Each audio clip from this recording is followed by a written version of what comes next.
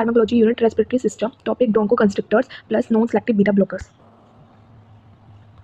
ब्रोंकोकंस्ट्रिक्टर क्या होता है? ब्रोंकोकंस्ट्रिक्टर ऐसी ड्रग्स होती है जो कि कंस्ट्रक्शन कॉज करवाती है, ब्रोंकोकंस्ट्रिक्शन कॉज करवाती है और ये ड्रग्स हमारे नैरो कर देती है ल्यूमन को, लाइनिंग को, ब्रोंकस की और ब्रोंकियोल्स की, जो कि लंग्स के अंदर प्रेजेंट होती है। और ये हमारे पास जो बीटा रिसेप्टर्स है उसको ब्लॉक कर देती है जो हमारे लंग्स के ब्रोंकियोल्स के अंदर प्रेजेंट होते हैं। और इसमें नॉन सेलेक्टिव बीटा ब्लॉकर्स भी हैं और ये दोनों हमारे पास एक्ट करती है सिम्पैथिक नर्वस सिस्टम पे। इसमें जो क्लासिफिकेशन है ब्रोंकोकंस्ट्रिक्टर की और नॉन सेलेक्टिव बीटा ब्लॉकर की वो सेम है। यहाँ पे PPPNDS, ठीक है। इसके जो प्रोनाउंस होगी वो लोल होगी, हर किसी में लोल लगेगा इसके अंदर।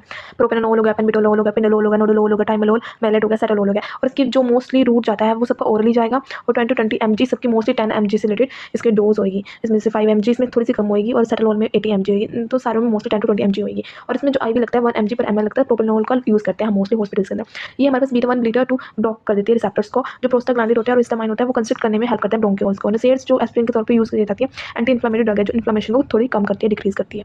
इनका मैकेनिज्म ऑफ एक्शन क्या है? हिस्टामाइन जो कि मास्ट सेल स्टेबलाइजर से रिलीज होगा। मास्ट सेल स्टेबलाइजर एक एंटीजन होता है जो लंग के अंदर प्रेजेंट होता है और जो एलर्जन कॉज करता है हमारे पास, जिससे क्या होता है इन्फ्लेमेटरी मेडिएटर्स रिलीज होते हैं। तो वहाँ से हमारे हिस्टामाइन रिलीज होने के बाद H1 रिसेप्टर्स पे एक्ट करेगा स्मूथ मसल सेल्स के पास जो होते हैं, इसकी वजह से हमारे पास कंट्रैक्शन होगी। हिस्टामाइन एंटी इन्फ्लेमेटरी ड्रग है, ये श्रिंक कर देगा, कंस्ट्रिक्ट कर देगा। No next mechanism of action of the non selective beta blocker. अब यहाँ पे बीटा ब्लॉकर्स इंक्लूड होंगे। फर्स्ट बीटा ब्लॉकर कार्डियक पे इफेक्ट करेगा और जो सेकंड वाला है वो रेस्पिरेटरी पे इफेक्ट करेगा। तो ये हमारे पास हार्ट के अंदर फर्स्ट वाला बीटा 1 हार्ट के अंदर लोकेट होता है और जो सेकंड वाला बीटा 2 होता है वो लंग्स के अंदर लोकेट होता है। जो यहाँ पे बीटा 1 के ब्लॉकर्स की स्टिमुलेशन होनी स्टार्ट हो जाएगी हार्ट रेट, और इसको बोलते हैं हार्ट रेट इंक्रीज होना, तो क्रोनोट्रॉफी इंक्रीज होगी। कैसे हार्ट रेट इंक्रीज होगी? तो वो क्रोनोट्रॉफी बताती है। फोर्स ऑफ कंट्रक्शन होगी, इसमें कंस्ट्रिक्ट हो जाएगा, उसको एनोट्रॉपी बोलते हैं। और इसमें BP भी हाई होगा क्योंकि यहाँ पे क्या हो रहा है, रेनिन रिलीज हो रहा है किडनी के ऊपर जो इफेक्ट डालता है।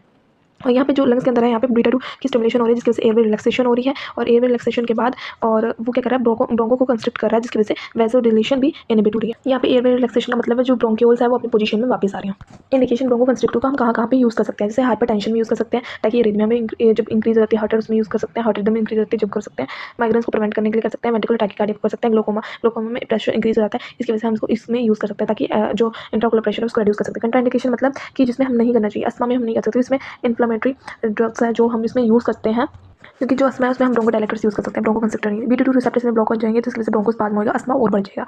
डायबिटीज मेलिटस में भी हम यूज़ नहीं कर सकते थे, risk of the hypoglycaemia. Inhibition of the beta 2 receptors in the liver reduce the gluconeogenesis secretions which leads to hypoglycaemia, ठीक है। इसकी वजह से हाइपोग्लाइसेमिया हो जाता है क्योंकि यहाँ पे ग्लूकोजेनेसिस जो प्रोसेस होती है वो डिक्रीज हो जाती है। और ब्रेडिकार्डिया भी हो सकता है और हार्ट ब्लॉक में भी हम इसमें यूज़ नहीं कर सकते, तो इसमें कंट्राइंडिकेटेड है। नेक्स्ट है जो इसके एडवर्स इफेक्ट है, जो साइड इफेक्ट है वो मोस्टली हमारे पास रेस्पिरेटरी से रिलेटेड आएंगे, बट जो एडवर्स इफेक्ट है वो मोस्टली ब्रोंकोकंस्ट्रिक्शन ज़्यादा हो जाएगी COPD में और अस्थमा के अंदर। अगर इसमें ब्रेडिकार्डिया ज़्यादा होगा, हार्ट रेट डिक्रीज हो जाएगी, हाइपरटेंशन हो सकता है इसके अंदर, फटीग और डिजीनेस हो सकती है, हाइपोग्लाइसेमिया हो सकता है, ब्रोंकोस्पाज्म और एरिथमिया ज़्यादा हो सकते हैं, उसका एडवर्स इफेक्ट भी पड़ सकता है। रोल ऑफ नर्स हमने वाइटल साइंस को मॉनिटर करते रहना है, ठीक है। बीपी हार्ट रेट वगैरह को हमने हिस्ट्री को असेस करना है, COPD के, अस्थमा की, डायबिटीज़ को, हार्ट फेलियर, कोई हार्ट फेलियर की दिक्कत तो नहीं है, कोई हम सिम्टम्स देखेंगे, कोई हेडेक वगैरह तो नहीं हो रहा, ठीक है, माइग्रेन के केस में।